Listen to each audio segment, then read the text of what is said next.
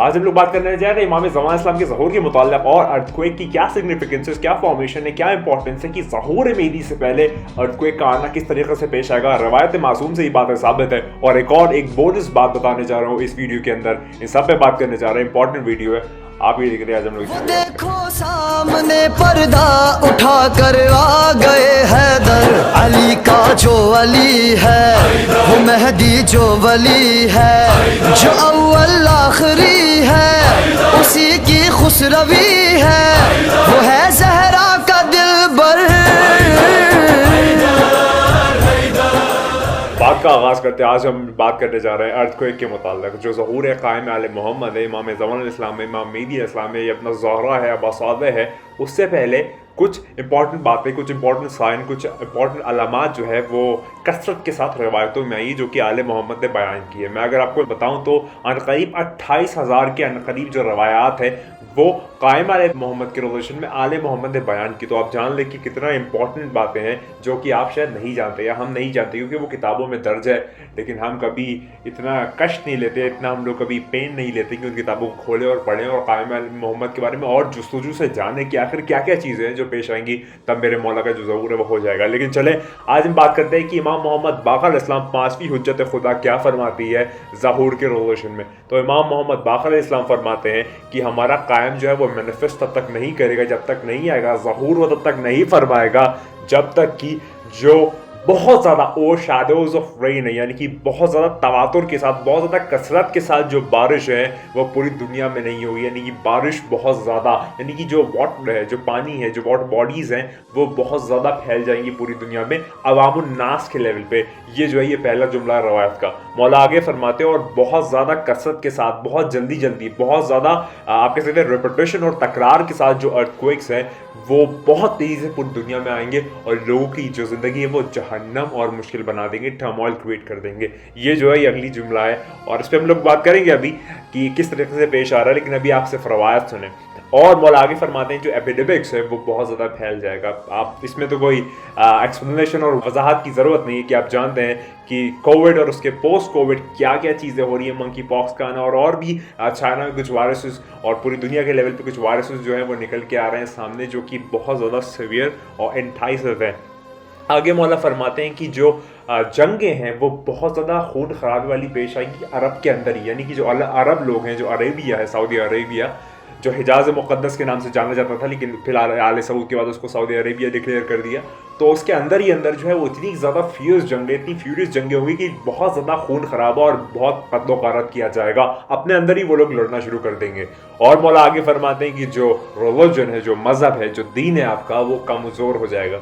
इन सब पे बात करेंगे, एक एक पॉइंट जो है वो वाज़ेह तौर पे कैसे पेश आ रहा है इस ज़माने में, उन सब पे बात करेंगे।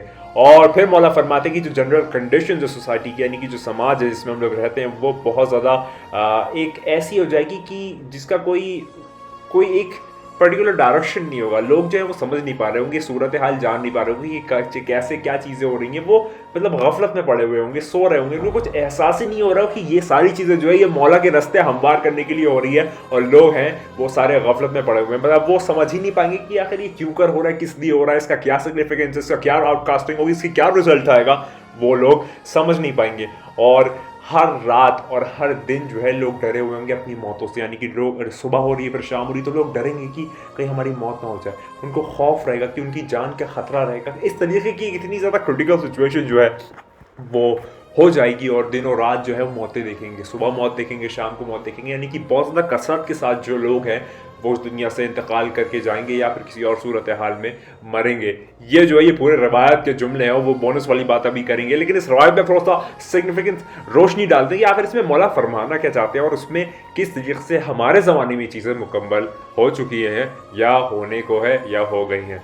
तो पहली बात जो है बारिश बहुत कसरत से होना पूरी दुनिया में इस वक्त, इस स्पेसिफिकली ये जो टाइम फ्रेम है 2 महीने 1 महीने, ये वाला जो टाइम फ्रेम है आप देख सकते हैं कितनी ज़्यादा कसरत के साथ ये पूरे जो मुल्क हैं वो डूब गए। आधे से ज़्यादा मुल्क जो है वो पूरा पानी में गर्क हो गए, डूब चुके हैं। लोगों के पास घर नहीं, लोगों के पास खाना नहीं है, तो लोगों के पास अनाज नहीं है कि वो क्या खाए पिए, पूरे मुल्क डूब गए। आप बेहतर जानते हैं मैं किसकी बात कर रहा हूँ। तो पूरा मुल्क जो है वो परेशान है इस वक्त क्योंकि बारिशें इतनी ज़्यादा हो रही हैं, बारिशें जो है वो बहुत ज़्यादा कसरत से हो रही हैं। तो ये जो रवायत का पहला जुमला ये फुलफिल हो रहा है और मौला के रास्ते हमवार कर रहा है। जो अंधा है वो देख नहीं सकता और वो समझ नहीं सकता ये चीज़ें, लेकिन जो जानता है, जो मारफत लगता है, जो मौला का आशिक है, वो जानता है कि ये सारी चीज़ें इसी कर हो रही हैं कि मौला के रास्ते हमवार हो रहे हैं। एपिडेमिक का फैलना, कोविड फैला है बहुत तरीके से पूरी दुनिया में, इसमें कोई वजाहत की ज़रूरत नहीं कि पिछले 3 साल से पूरी दुनिया को उसने चेंज कर दिया। वर्क फ्रॉम होम आ गया, लोग पढ़ाइयाँ, एग्जामिनेशन सारी कुछ ऑनलाइन करने लगे, सब कुछ ऑनलाइन हो गया, पूरा सिस्टम ही चेंज हो गया इस कोविड के एक छोटे से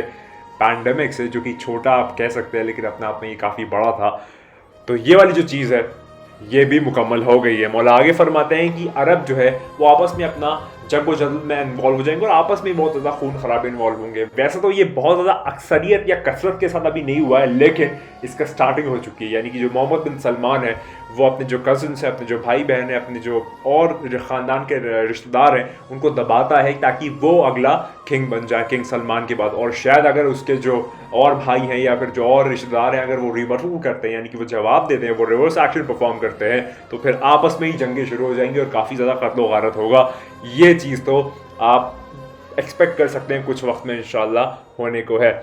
और अगर हम लोग आगे बात करें तो जो लोग हैं वो बहुत ज़्यादा परेशान रहेंगे, वो तो है ही, जाहिर सी बात है। रिलीजन जो है, जो मज़हब है, वो बहुत ज़्यादा कमज़ोर हो जाएगा। आप अगर देखें तो सऊदी अरेबिया, जो कि आप कह सकते हैं जहाँ सरकार दो आलम सल्लल्लाहु अलैहि वसल्लम ने अपनी पाक तबलीग का शुरुआत की, ऐलान किया, वहाँ से सारी चीज़ों का आगाज़ हुआ। आज वहाँ पर डीजे नाइट्स और क्लब्स और कॉन्सर्ट्स और इस तरीके की चीज़ें हो रही हैं।